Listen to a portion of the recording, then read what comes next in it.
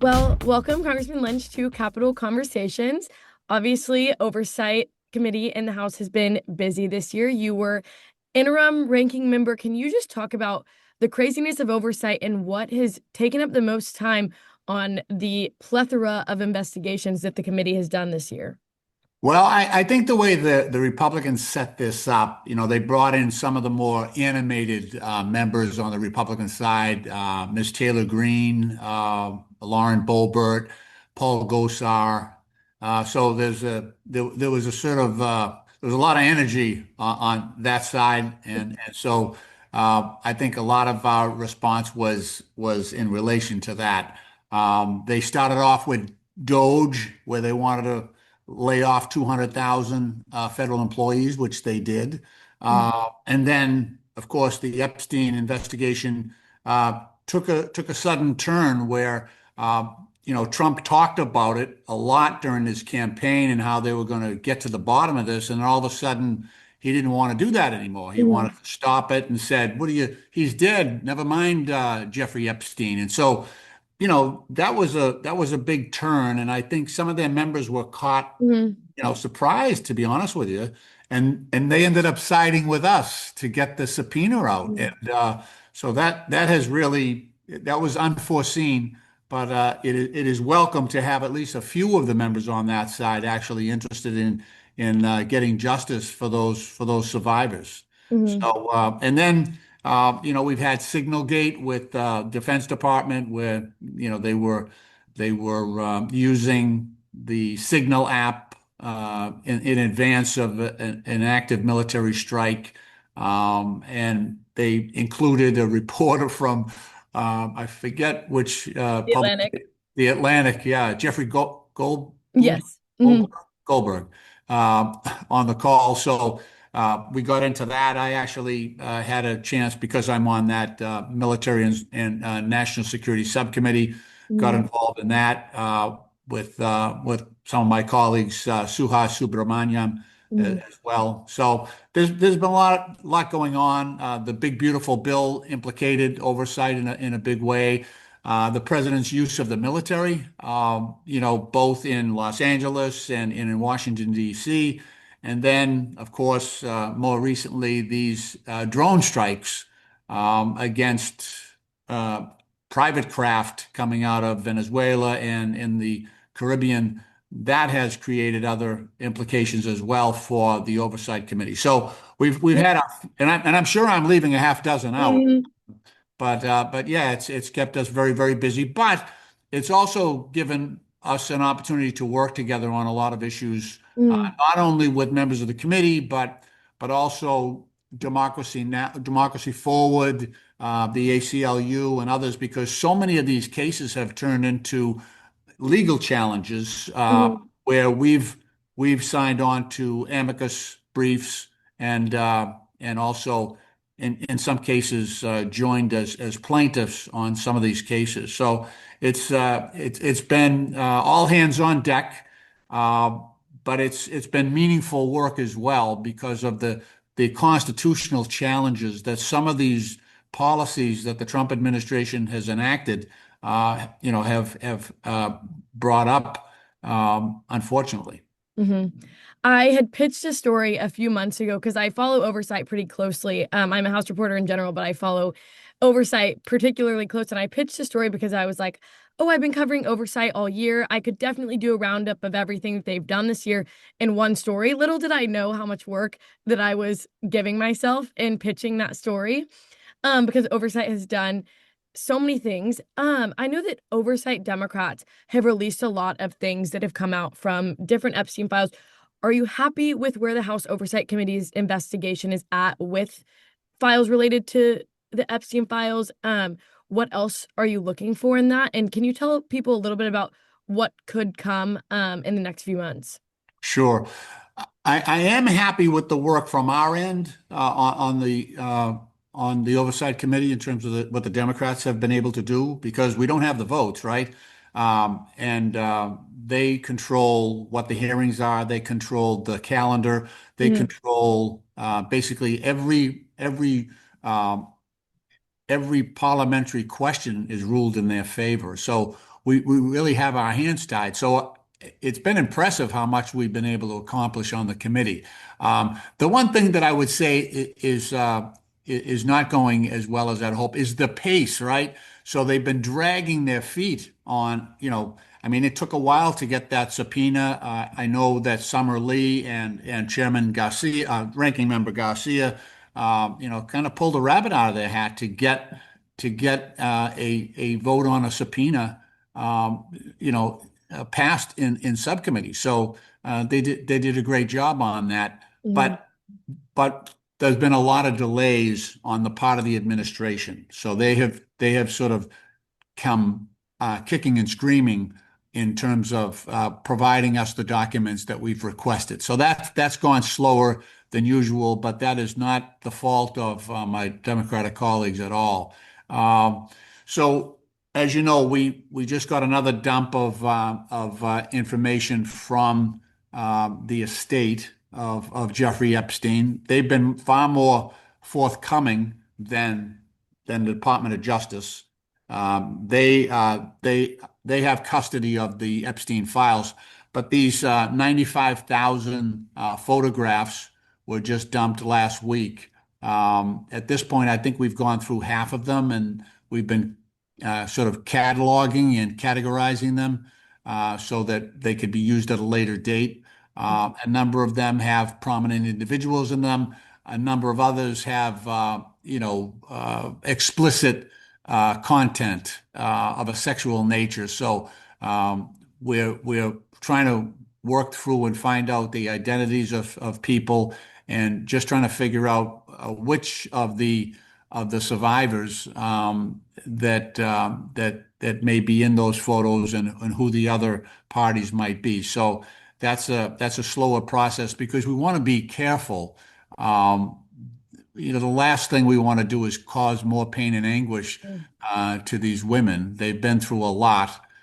They've also got attorneys, so we're obviously willing to share what we have with them Mhm. because they've got private lawsuits against the estate ongoing. Mhm. There are a couple other things. We know that Jeffrey Epstein was he he was a sick dude, and he had extensive surveillance systems in his mansions, the Mhm. one down in Florida Yeah. and the one in New York. So they huge mansions, but he had all kinds of video surveillance systems in every room Mhm. in his mansion. So for some reason, those videos disappeared. And so we're trying to figure out does someone have custody of that? Did someone go in and Mhm.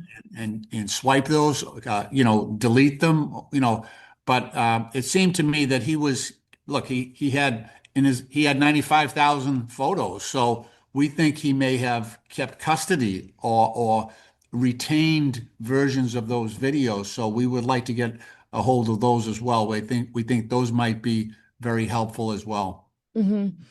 I know that obviously whenever the public is looking at things like the Epstein files, they're looking for something high profile that they can understand. And I think that that's why the Epstein issue really stuck with the American public, because it's something that they can understand and it's something that they can grasp and understand how terrible the issue was. But obviously, it does stick more whenever it's people that they know their names. So when they're looking at the files, they're looking for somebody's name like President Trump or President Bill Clinton. I know that the Oversight Committee has subpoenaed the Clintons to come in, and there's been some delays there. Can you tell me a little bit about the probability of them actually coming in for that subpoena? I do know that with former presidents, obviously, subpoenas are a little bit more complicated than a typical subpoena. Can you talk to me a little bit about that and the probability of that happening?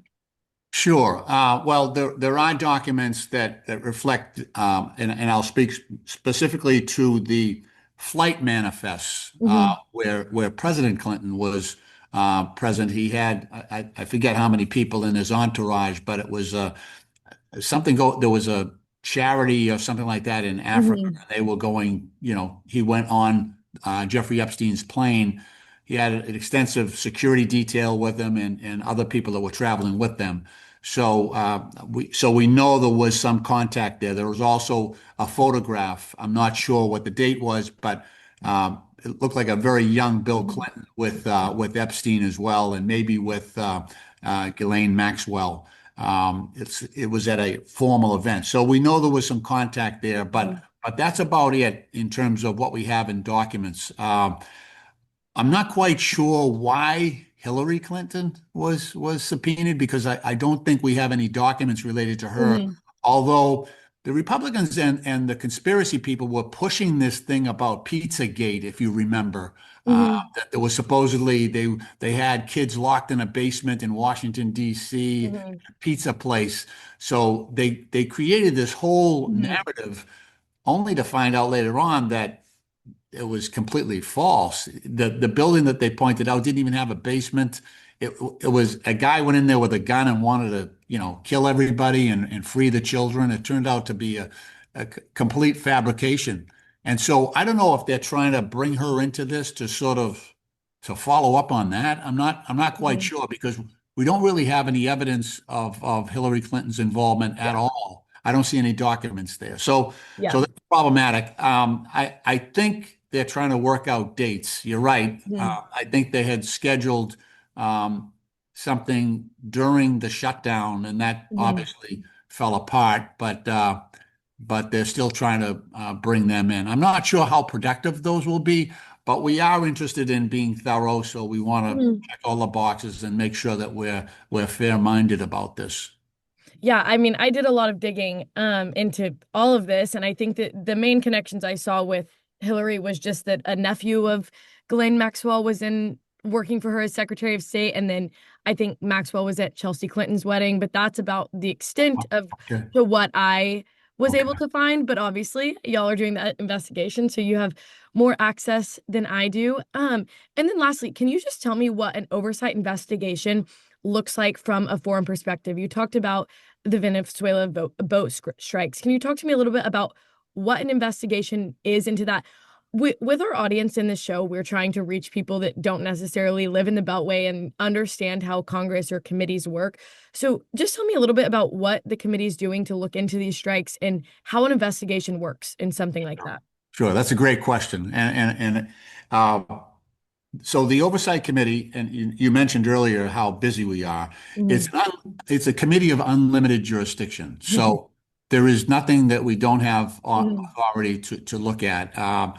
For instance, I did probably 20 trips to Afghanistan during the war in Afghanistan, Mhm. probably 24 trips to Iraq during that because we wanted to get as much information as possible. So we do congressional delegations, we do investigations physically. We will travel somewhere and spend a lot of time. Our partners are usually the inspectors general, like the inspectors general for Iraq reconstruction or for Afghan reconstruction, or the inspector general over the Defense Department. Those are full-time investigative bodies that we partner with. And so that's really when you talk about the boat strikes, we're really working in coordination to the extent possible with the Inspector General. Um, Mhm. I mentioned earlier that Signal Gate fiasco where Hegseth and the national security team was on an insecure line talking about the Mhm. munitions, the weapon systems, the launch dates, the launch times, the strike Mhm. times, all that. The the inspector general went in and actually did a review of that, and we piggybacked on that in our Mhm. investigation to try to get more information out. Mhm. So a lot of times, the Defense Department, especially, will claim national security interests not to divulge information, and Mhm. so we have to we have to work within the bounds of congressional authority. So Mhm. it can be challenging at times, and Mhm. it's especially challenging with this administration because they don't seem to respect the rule of law as other administrations have. Even George W. Bush, would yield when we had investigations ongoing. He would invite us to the White House to give him briefings on what we found out. There was Mhm. a very much a partnership when George W. Bush, even though I'm a Democrat and he was a Republican, I think in many cases our interests were the same. Hmm. This is kind of I mean you just made me think about it talking about the Bush administration. I recently read Speaker Pelosi's book and she talked about some of the struggles that she had when doing an investigation into 9/11. I'm not sure if you were on any of those committees that were working on that. Is there some parallels to the administrations on withholding information like whenever it comes to foreign policy on stuff like that? I know that some of the things that they said with 9/11 in the investigation was that they were withholding information for like intelligence reasons. Is that a similar thing to what's happening right now in the administration? Yeah. Oddly enough, Lauren, I was elected in the Democratic primary on 9/11, the day of the On the attack. day? Yeah. Oh my So, gosh. so when I got here, there was actually attacks on the buildings, like the Longworth building, Hmm. a couple other buildings with anthrax. So they delayed my swearing in. But when I got here, um, I obviously was part of that investigation. I went on the Yeah. Oversight Committee and we did a bunch of investigations on 9/11.